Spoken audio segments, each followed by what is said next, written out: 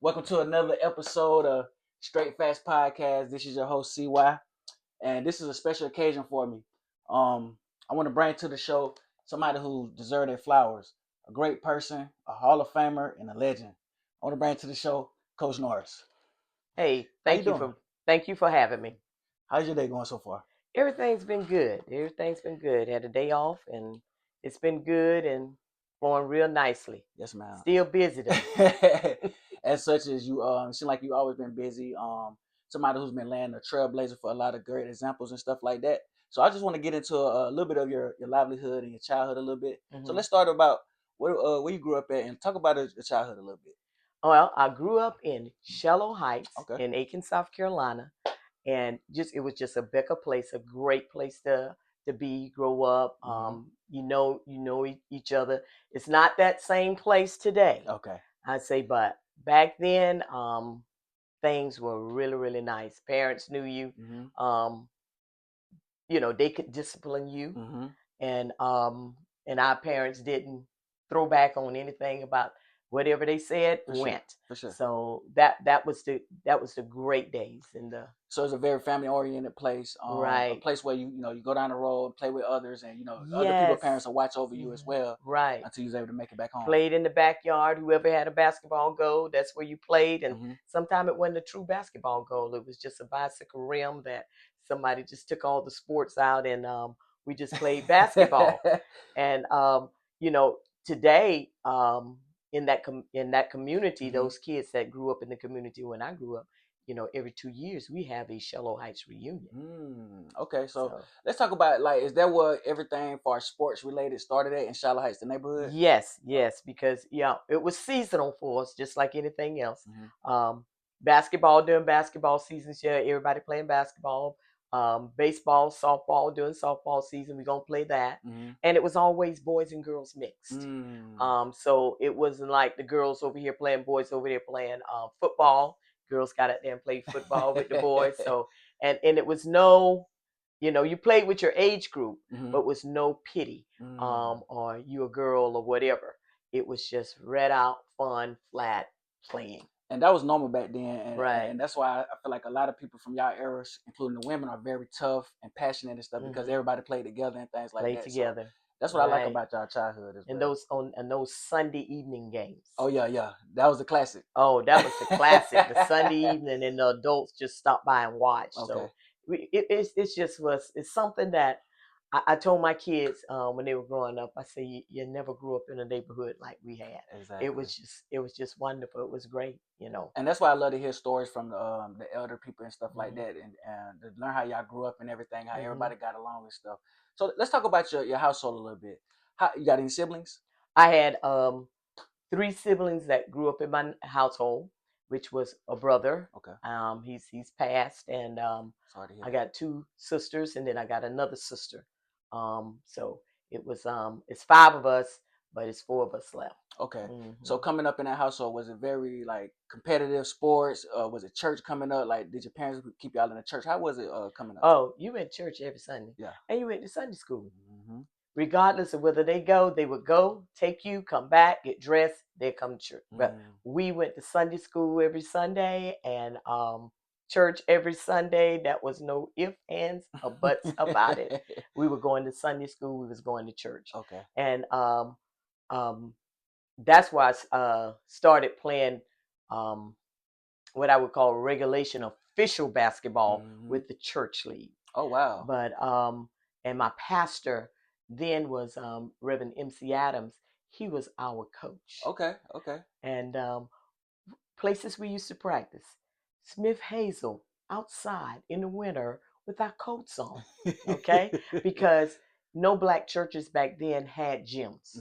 So we practiced at parks. We practiced at in the cold, and for that Saturday morning to show up in a gym to play the other churches, which were all white churches. So was it a church league, or was it just? It was a church league, and Second Baptist Church of Aiken was the only black church in that league. Wow. Okay, so talk about that a little bit. Like, how was it coming up during that time? Was it a lot of segregation, or was it like more? Because sports bring a lot of people together, where different races and different sexes and stuff like that. So coming up a little bit, touch on that. Was it hard, difficult, as far as like dealing with segregation playing sports, or was it kind of smooth like playing Well, sports? the thing about it was they had that freedom of choice that came in, and Shallow Heights had about, let me see, I know it was 1, 2, 3, about 4 or 5 families that sent their children, and I was in the 3rd grade when I integrated, so sent their children to what we call white schools, but they all brick, but but what they call white schools because they were asked would they send their kids there, and our parents said yeah, we would go. Now that was an eye opener for us, being in the 3rd grade and you walk in class and the first thing someone said, they call you the N word. And oh wow. And I just never forget that. 3rd grader. Yeah. A 3rd grader. But as for sports, I was in the 6th grade when I played my first official game. Okay. And I was playing with my older sister who she was in the 7th grade when schools integrated. She was in the 7th grade when schools integrated, and it was her 10th grade year when schools integrated. She got cut. Oh wow. So I was playing with 10th graders in the 6th grade. Oh dang. And I started. Okay. And I didn't know the reason why. Oh, for real? So, yes. Because I was gonna ask you, like, when did you realize that you was really good? Like, was it 6th grade or whenever you made the team? And after that, And when I was in the 6th grade, my pastor went to my parents and went to my mom and said, "Your baby is good," and that's the only way I knew. Yeah, for sure. But and the next year I tried out for the 7th grade I was going to try out, but they told the 7th graders the same day. So our parents, you had to tell them where you were going to be after school, and I couldn't stay. And another one of my friends, we couldn't stay, so we didn't play that day. We played another year of church league, and then in the 8th grade was the first year I made a schools team. Yeah, that's nice too. So what would you say you got some of that athleticism from? Like, did your pops play? Did your mom play athletes? Not just basketball. Was it any kind of athletics that they was involved in? Would you say you got some of your athletic talent from? I think we got it out the neighborhood because mom and dad played nothing. They just said, "We don't know where y'all got it from," but they played nothing. Okay. And but they just always supported us and said, "Okay, whatever you go out for, whatever you want to do, just let us know. We'd be there to pick you up." Okay. All right. So I want to talk about some of your career achievements as far as while you was a player, right? Because I heard you made the Hall of Fame, USC Aiken, as well as Aiken High. So let's talk about some of your career, some of your best moments that you remember coming up in Aiken High and stuff like that. Talk about some of the most memorable moments that you had. We went to at that time 7th and 8th graders was housed at Aiken Junior High School, which that's torn down, and they have a nursing home there now. Okay. 9th and 10th graders were housed at Schofield, and the 11th and 12th graders were housed at Aiken High School. So that's how it was at the beginning. We didn't have middle school. There was no middle school. It was just Aiken Junior High, Schofield High, Aiken High, Schofield campus, and Aiken High, Aiken campus. Was it a junior varsity or anything? Or you just It was a junior varsity. In the 9th grade, went out for the junior varsity team. The varsity coach came down, which was Johanna Gibbs. She came down and she got about 6 of us. And she took us up to the high school. And she wanted us to play with the high school. Well, we said we didn't want to play high school that year. Because, some girls said, "Well, y'all, we're going to sit the bench. We're not going to get any playing time." So we decided, she said, "Well, okay, I tell y'all what." She said, "I'm going to let y'all go back 9th grade. But I promise you, y'all coming up next year." Wow. So in the 10th grade, 10th, 11th, and 12th grade, I played varsity. My 10th grade year, we lost 3 games. My 11th grade year, we lost 1 game. Wow. And my 12th grade year, we went undefeated. Wow. So we went, it was, I want to say the number correct, it was 63-4 in 3 years. Oh my God. Okay. So who was you always, what was your best traits during that time? As far as like, was you a scorer, overall player, or what was the best thing that you brought to your teams at that time? Listen, we just loved to play. Yeah. It was nothing about accolades or nothing like that. It was just that we played. And my best move at that time was I was a driver. Okay. I was a driver, and was no such thing as a 3-point I shot. was just about to ask you that. No 3-point. No 3-point shot. So no such thing through my college career. We didn't have a 3-point. Wow. So that came in the mid part of the 80s or whatever. But no. So we just had a great time. Mm-hmm. People coming together, cultures coming together at that Exactly. time, and it just was not about accolades. It was was fun. nothing. Mm-hmm. And I remember, you would make the paper, and people would bring my mom copies of the paper at work, and that's how we would know you made the paper. Mm-hmm. It was not that you went and bought a paper. I'm going to be in the paper. Or I scored. I never knew how many points I scored after a game. Oh, for real? And I was not interested. Wow. That was our whole team. We were not interested. We had some parents, but it wasn't a lot of black parents, but we had parents that wanted to know how much the kids scored. But for sure, that did not interest us. Wow. And I think that's why, our record indicated that, because we didn't care who scored. The thing was about we were going to win. Exactly. It was a team thing. It was a team thing. Exactly. Mm-hmm. All right. So looking back on that time, what would you say is the biggest thing that you learned from playing under your coach and just playing basketball as a whole? To work together. Johanna Gibbs, I played for her 10th, 11th, and 12th grade. And then she recruited me because they hired her as the coach at USC Aiken. Wow. And she recruited me there. Wow. So I played for her 3 more years. That's amazing. 3 more years there. So it was about leadership, character, how you carried yourself. I mean, it was about how many points was on our side versus the opponent's side. So, even in my coaching career, when I was coaching, some of the kids want to know how many points. I said, I don't know. Yeah. I don't know. I haven't looked at my stat sheets yet. Exactly. So that's my thing is, and I would try to tell them, is that we had the most points. Exactly. Than the other side. That's all that matters at the end. That's all that matters at the end. All right. So let's talk about that transition from going from Aiken High to USC Aiken. Because you say your coach ended up going there too. So that made the transition a little smoother. Yeah. Well, I went to Augusta. They call it Augusta University now, but it was called Augusta College. I went there for a semester. Okay. And I was supposed to play ball over there, but didn't work out. I played 2 games and lost a year of eligibility. So I only played 3 years at USC Aiken. Okay. And it took I think about some Tisha England. She graduated in the 90s at USC Aiken. That long to break my record. Oh, for real? She played 4 years.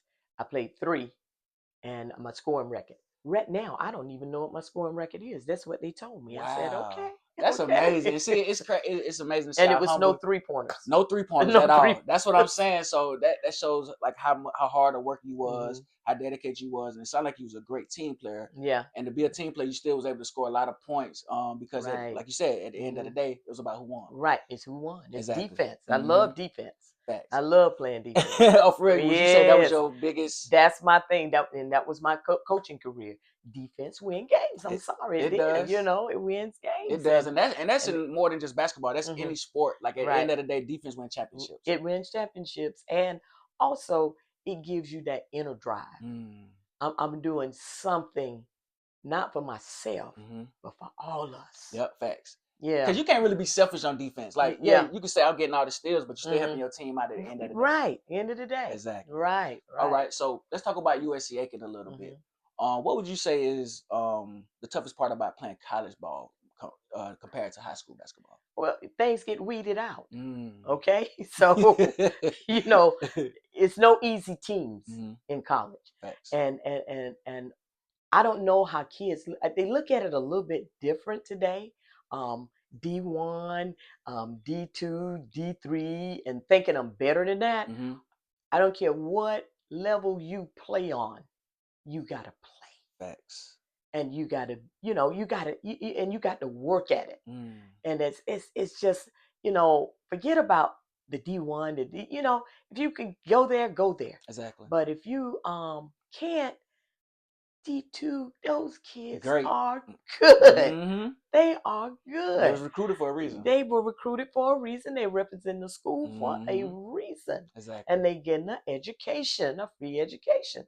So that's 1st. Mhm. That's 1st. And Mhm. our parents told us that was first. That Exactly. was first. Okay, so I want to ask you about USC Aiken, if you can remember. What was your most memorable game or just memorable experience, whether it's just on campus or playing in the games or practices or anything? What would you say is one of your most memorable moments when you were It's so many. It's a lot. It's so many because it was just it was like just hometown Mhm. and togetherness, and you had the girls and the boys team that we were just so close knitted. Mhm. We they want us to win, we want them to win. It was just, it was a great experience, and I used to tell my players, I said, I'm sorry that y'all cannot have the experience that I had, Uh-huh. because all of it was unselfish. And Mm. at the time, now you know how it is. Sometimes it gets a little. It's me. It's all about me at the time. Yes, and it was not all about me. I did fortunately win MVP all 3 years, Wow. but to tell you a highlight, Mm-hmm. every year I went, and then when they retired my number, I was like, huh? Oh, you were surprised by that? Yeah, I was surprised by that. Wow. Didn't know the magnitude of it. Facts. Didn't know nothing about it. Just didn't know. Yeah, because during the time, it sounded like you just locked in and just trying to play and win and enjoy the moment. Enjoy where you are. Yes, because time moves. It waits for no It moves, man. and it moves fast. It moves fast. So enjoy the moment. And I used to tell my players, stay in the now. Stay in the now. Mm-hmm. You know? So coming up, Mm-hmm. was the WNBA and stuff out during that time? It was ABL. It was ABL. And I got drafted by the Milwaukee Does. Wow. And it was the ABL, and I still had a semester in school, and I went. I did not stay to play because a lot of times those teams was folding. They was trying, but they were folding, and one of the reasons was that they were trying to play the same season as the NBA, and you couldn't compete with that. And so that was a good experience, but it was not me. Okay. I at that time it was not me. One of my friends, Nessie Harris, she played a little bit from Minnesota, but their teams were folding. And when you say folding, like they didn't have the money to fund it. Okay. Sometimes they weren't getting their money. Okay. So that was the ABL, the American Basketball League. You can look that up. It started way back then. Wow. And I was drafted, and my mom called me, and I was working a summer job. She called me. She said, "Did you sign up for some?" See, this is how we. Did you sign up for some best? I said, "What you talking about?" She said, "Well, somebody called here and say you got drafted." I said, "No." You didn't know? No. Wow. It came across the wire. It's a radio station in Aiken, and it came across the wire. I was Faye Ryans, drafted by the Milwaukee Does. Wow, that's amazing, man. Yeah. So, all right, so coming up, like I know the WNBA and stuff wasn't out then, but who were some of the women ball players or athletes that you know that inspired you coming up during that time? Well, it was just people in the neighborhood. Okay. Like now it was some players at Schofield that were players, and in the 60s that you want to play after them, and it just people in the neighborhood inspired you, and kept telling you, you keep playing, whatever. But it was nothing like you didn't play for a scholarship. You didn't play for that. You played for your community, your school at that time. Bragging rights when you come at the Shiloh Heights. Yes, bragging rights, or it's just in the community against the Aiken High, against Graniteville, against North Augusta, whatever. Bragging rights, our community. We did it for our community. We didn't have a split school like they got South Aiken and Aiken High now. We didn't have that. All of us was Aiken High School. Okay, wow. All of us was Aiken High School. Okay. And they didn't have a Civil Bluff either. Oh, for real? No. So Beach Island and Jackson, all them, everybody came to Aiken High. Jackson went to another school, but the New Ellerton kids came to Aiken High School. Oh wow. So like my graduation class was like 600 and something. Dang, that's what I'm about to say. Y'all had to have a big. We had big class. classes. Okay. Big classes. So big the competition classes. was harder and tougher during that time because there's a lot more to choose from for us making the team and stuff like that. Yes. Okay. Yes. All right. Yes. It was good. It was Okay. good. All right. So let's talk about after getting drafted by, you said Milwaukee. Mm-hmm. All right. So before you got into coaching, what was that first career choice? Like, was this something that you always wanted to do before coaching, or was coaching something that you wanted to do since you started watching basketball or playing basketball and stuff like that? What was that first career choice? No, I just I went to Augusta, Georgia, and I started my first teaching job there. And a coach knew me that I played at USC Aiken because one of her players played at USC Aiken, and she knew I was at Clara Jenkins Elementary School, and she asked me would I coach the JV at Butler, and I was like, okay, and I coached them and that year JV team at Butler, and didn't quite like it. For real? Didn't like it. First time ever coaching anything? I coached my church league team. Okay. Me and my friend, we was coaching our little church league team because you're just grabbing, pulling, And then I coached at St. Angela's, their JV team. It was all right. Didn't know it was going to be a coaching career for me. Wow. Then I did the JV team and didn't quite like it. And I went and told the coach that I don't think I'm a coach anymore. And then Lucy Laney, Coach Smart, which got his 1,000 win this year. Wow, congratulations. And he asked me to coach his JV. And I said, well, Coach, I can't coach your JV because I told him I don't want to coach anymore. And they said, it's all right. We'll be with you. You play that school. We'll be with you. And so I started there and I coached there for about 6 years with him. And then I took my first varsity job at Westside High School. Okay, so between the first time you coached, you didn't like it, to the other year that you started coaching JV with at Lucy C. Laney. Right. What was the biggest difference that you didn't like from the first time to the second time? What would you I say? think I had more support with Coach Smart. And he used to encourage me and he used to give me compliments. Oh, the girls just play so well, stuff like that. So I had that support. So that support kept pushing me. It made a difference. It made a difference. And I was using the same strategies that my high school coach and my college coach used. For real? Yes. Yes. And I told her, she died in October of 2025, that I used your stuff all through my career. That's amazing, man. So the first 6 years at Lucy C. Laney, was it very successful, or was it just a learning experience? It was very successful. Okay. Because they used to do they had the JV county champions and stuff like that. So most of the time we were either runner-ups or the champions or whatever. Oh, for real? Yeah. Wow, that's amazing. And you was coaching girls at the time, right? At the girls. What would you say is the biggest difference? Have you ever coached boys, or have you experienced? I have never coached boys. Okay. Never coached. Okay, because I was gonna ask you, like, what's the biggest difference between coaching women and coaching men? But you only coach women since I only coach girls. Okay. Yeah, just coach girls. So coaching girls, like, what do you say is like the best part of your experience been coaching since day one? Like, what is the biggest thing that girls bring to the game? Because I like to give women their flowers and a lot of stuff that they I love to see girls play basketball and stuff. You know what I'm saying? To show talent and different things because they get counted out. So, but what is the most proudest moments that you have as far as like coaching your girls team, whether it's different schools or whatnot? Okay, the main thing, and this became my philosophy because I started doing a basketball camp. Okay. So my philosophy was to develop the whole female athlete, not just the physical, the mental, the emotional, all the stuff that a female goes through. I mean, you got to be able to handle it all and know how to channel all of that, mental, emotional, social, physical, spiritual, finance. You got to know how to channel all of that in life. It's just not looking at a game. I need you.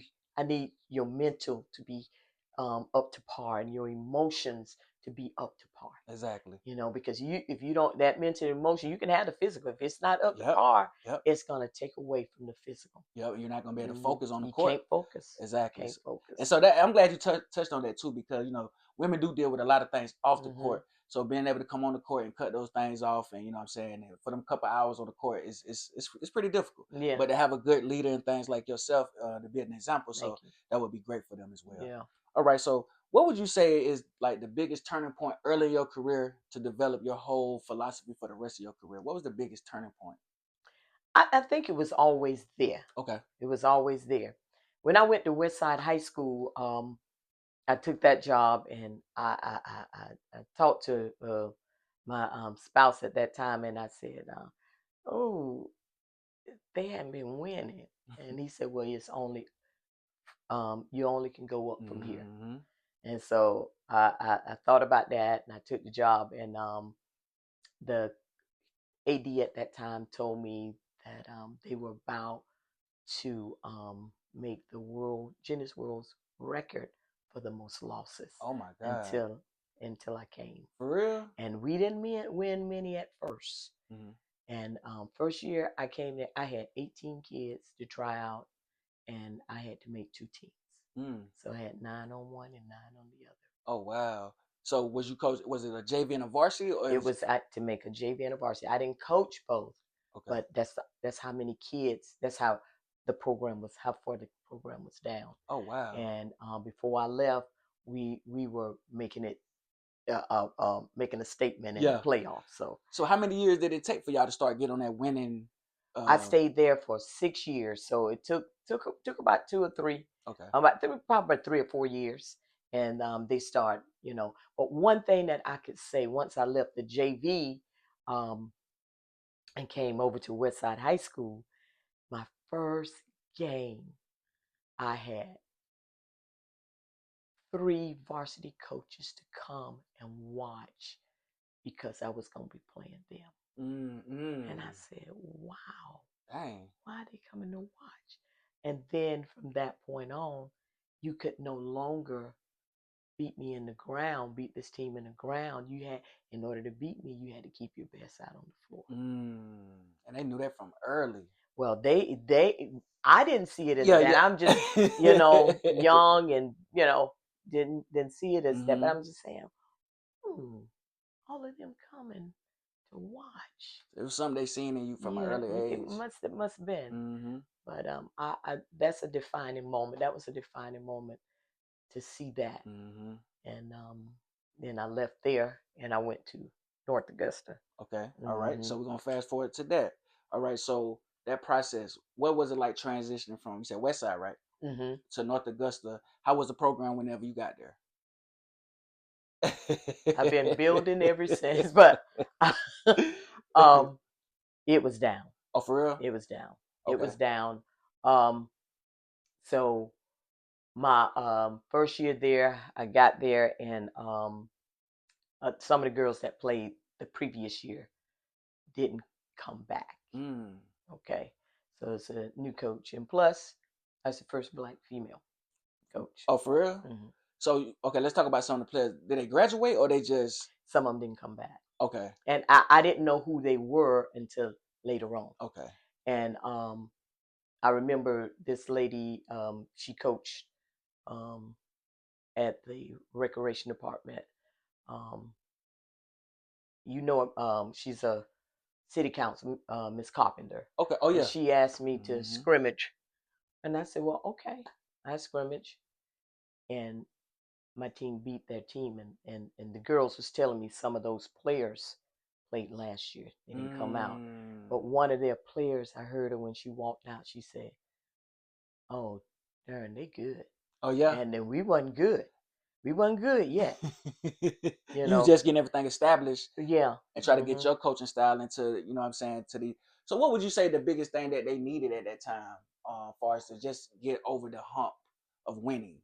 And what did you bring to the table that helped them? Just I guess basic fundamentals, fairness, stuff like that. You know, playing the best players. You know, regardless of their politics, ethic. You know, stuff like that. So that was the main thing. Didn't know it, but just looking back, that was the main thing. And that's good that, you know, when a coach come in and can like put their standpoint in there and their coaching style and let them play with that instead of with a lot of politics and stuff in there, and that's caused a lot of difference between winning and losing if you're not playing your best players. Right. So that was good that they was able to let you do that too, because a lot of coaches, a lot of schools and ads try to intervene and what I'm saying, be in the way and stuff. So that's good that it was let you do your own coaching style. Well, I guess for a little moment. Yeah.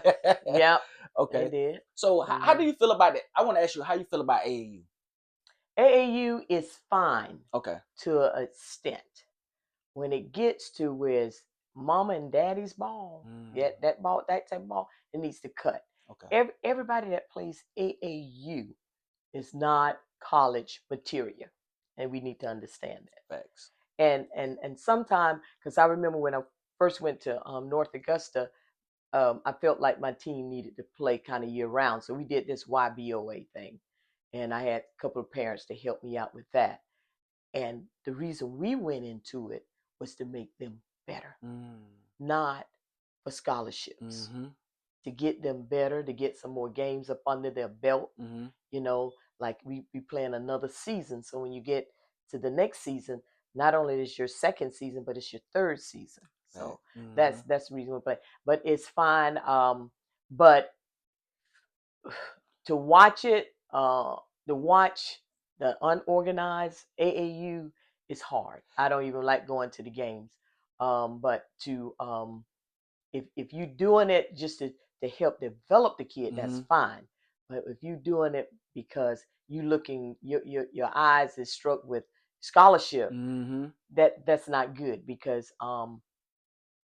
they just don't have enough scholarships for all of those kids. Exactly, and I think by putting that in them kids' heads, they skip steps. They skip a lot of skills. A lot of skills. A lot of skills. So when they come back to them high schools for the regular season, it's like it's all about them, and because I see it a lot too. It changed the mindset. It changed the mindset. Changed the mindset. It sure does. So y'all have to reel them back in. Yeah, you have to. But when I was at North Augusta, I didn't have that problem with them, as far as that was concerned, because we had our own little thing that we did, and a lot of them participated, and it was to get us better for the next season. To get you better for the next season. Now, if you're good enough to play college, somebody's gonna see you. They're gonna see you. You're gonna stand out. Exactly. You're gonna stand out. And I always heard great things about you around North Augusta area and stuff like that. You know what I'm saying? How you just brought a philosophy, defense, and it was fun for them. I always heard it was fun, but you was very disciplinary. But at the same time, it's something that they needed, and it took with life and stuff like that. So they said we had fun. Now, I had fun. Yeah, that's so I want you to have fun.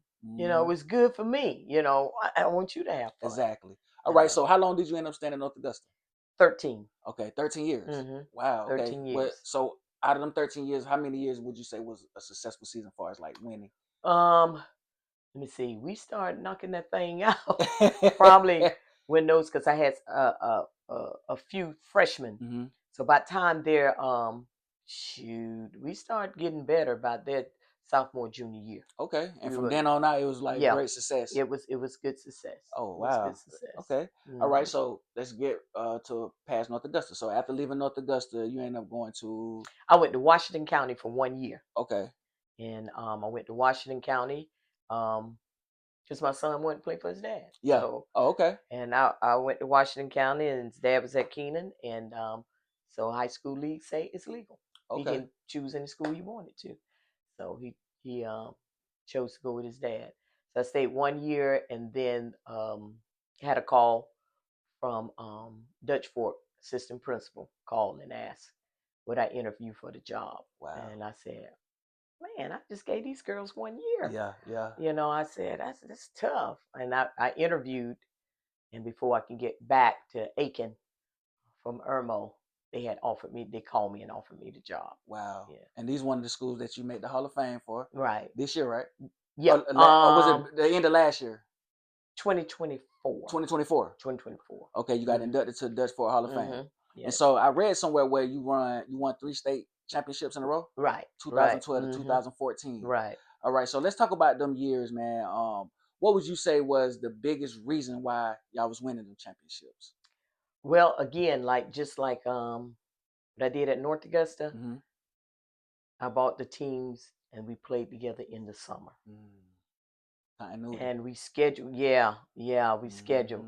Now I had me a 6'4" now. I had me a 6'4", got in 8th grade. Oh, she was real? in 8th grade. Now I remember the coach before me had a camp, and they said, well, coach, she got a camp and the kids are gonna come. Could you run that camp? I said, yeah. I ran, because before I left North Augusta, I had a camp, and I had my last camp. I had 93 kids. Wow. 93 kids in that camp, Wow. and it was from 9 to 3, and fed them lunch, everything, and so, and I said, oh, that's fine. I did it. So she was at the camp, and so I was kind of putting them in order. I said, okay, rising 5th graders here, rising 6th graders here, rising 7th graders, rising 8th graders. She got in the 8th grade line, and my daughter was helping me.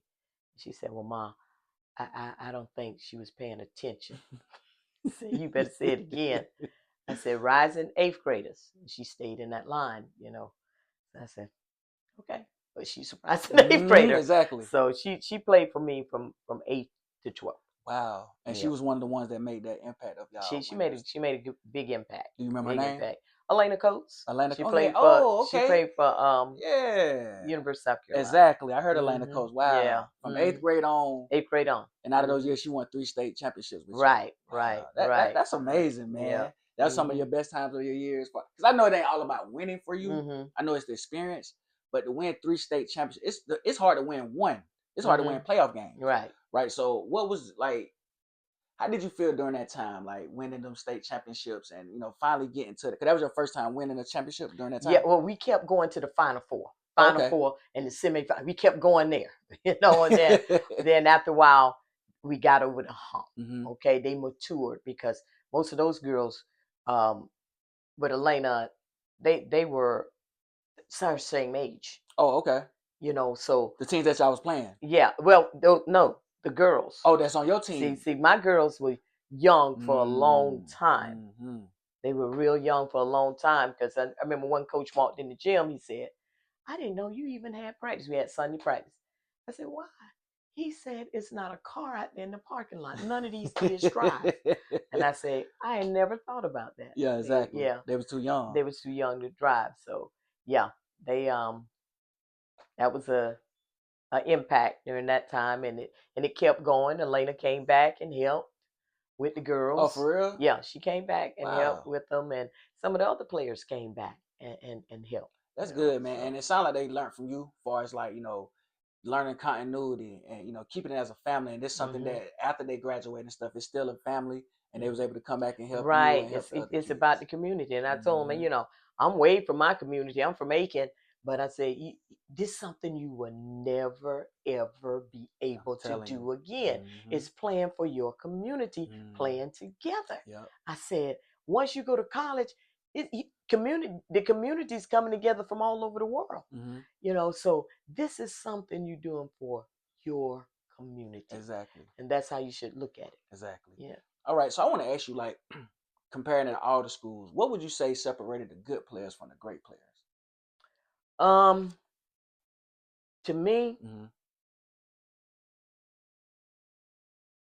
no one was greater than the other. I like that. I like that. I like that. Because I cared for maybe the top scorer all the way down who never scored. And I told them, if one of you missing on my bench, that bothers me. Because I want all of you here. You made everybody feel important. Yes. Everybody should feel important. Exactly. Everybody. Because it takes everybody to win. Like you said, like from the ball boy all the way to the best player on the team. You know, it's a especially as you play sports and stuff, with the experience and everything, everybody to keep their mindsets more mental. Would you say it's more mental than physical, as far as like playing basketball? Well, it gets to that point. Because you can have the physical there, and if they're not there emotionally and mentally, it don't matter. It doesn't matter. Exactly. And you got to keep that. You got to keep that going. I mean, that's why I said developing the whole female athlete. Facts. It's just not about the physical all the time. Yes, they got that. Okay, let's get these other parts and bring them together. It's like a domino effect. What would you say? I got a few more questions for you. What would you say is the biggest misconception about you? I mean, For real? mm-hmm. Is that on the floor or That just as a well, whole? I heard it from people that didn't know me.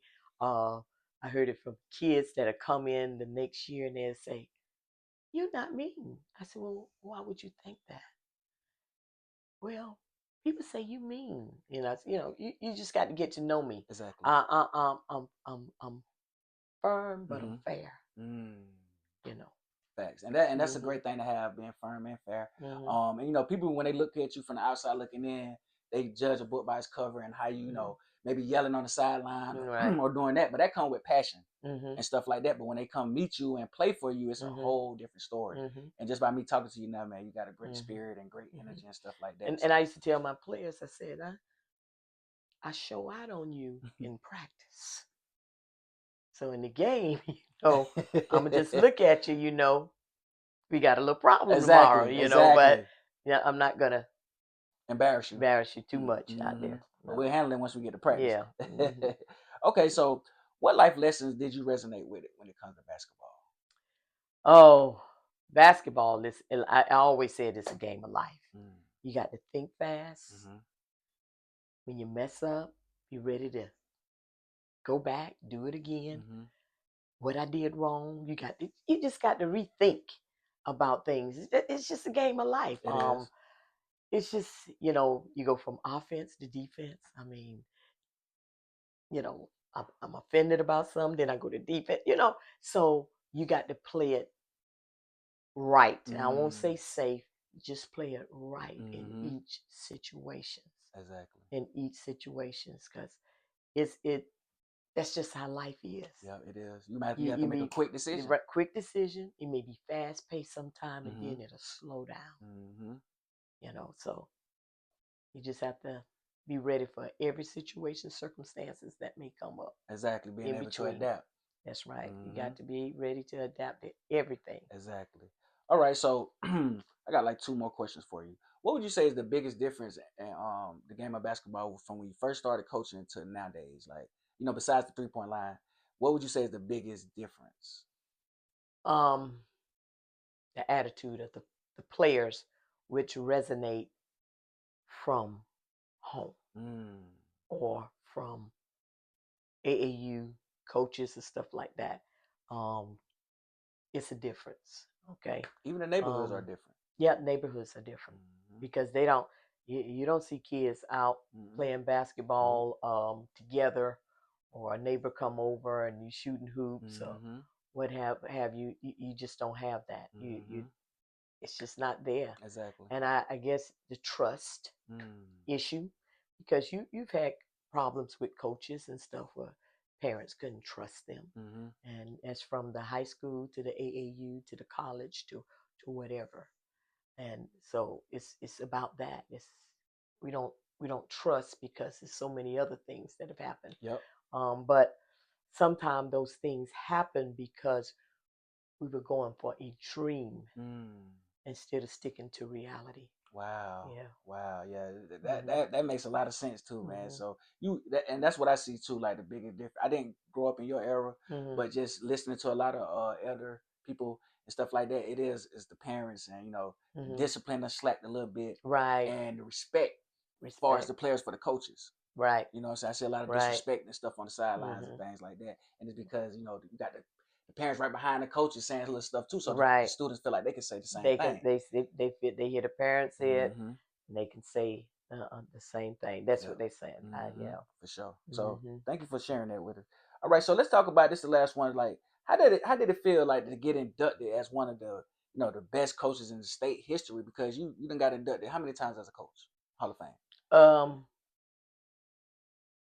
Well, I got into the South Carolina High School Coaches Association, inducted into that Hall of Fame.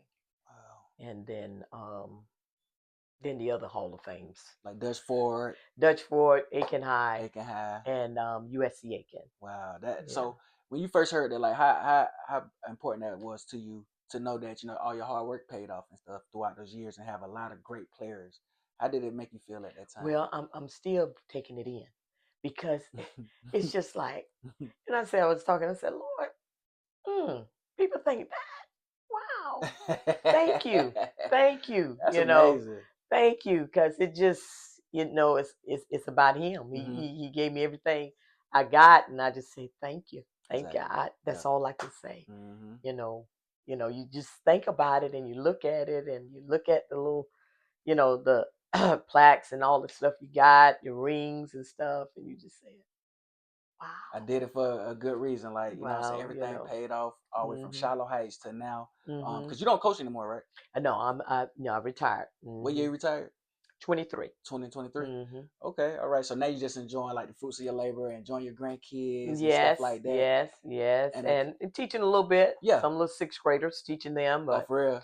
yeah, Cause you and gonna always had a love for the game. yeah, yeah. Well, I teach them. I teach them physical education, but Okay. I try to tell them, yeah, you're gonna lose some and you're Mm-hmm. gonna win some. Mm-hmm.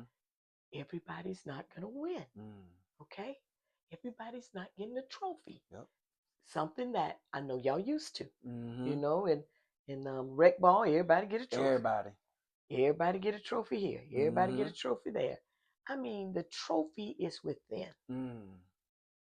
It's not about something that I can show. Mm-hmm. It's Exactly. here. Yep. It's Yep. here. How you feel afterwards. Yeah. Yep. Yeah. I love that too, man. So Mm. thank you for coming on the Oh, podcast. you are so welcome. Thank you for having Oh me. yeah, this was amazing because like I told you, you one of Mhm. the goats, one of the best coaches that I heard. Like even before I met you, I've been Mhm. hearing a lot of like Coach Norris, who's Coach Norris, Coach Norris. And they was like, yeah, she was before Coach Young came and Mhm. stuff like that. And they were talking about how legendary you are, man. So Mhm. I definitely had to bring you on the show. Okay. And I thank you for coming on again. Thank you so much. Yes, ma'am. Thank you. Thank you. Thank And you. hopefully we could do a part 2 one day and you know what I'm Mhm. saying, catch up a little bit with you for maybe in the next couple of years or something like that. Okay. Yep. So thank you again for Yep. coming on the show, Straight Facts Podcast. This is your host, CYTV, with the legendary Coach Norris, and we'll be with you again next week. CYTV. Let's go. All right. Yes, ma'am. Thank you. Thank